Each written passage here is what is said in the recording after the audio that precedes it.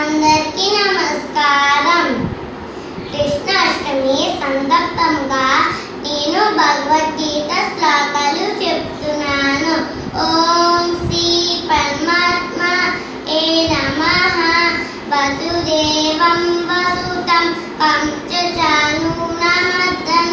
దేవకీ పరమానందం కృష్ణం వందే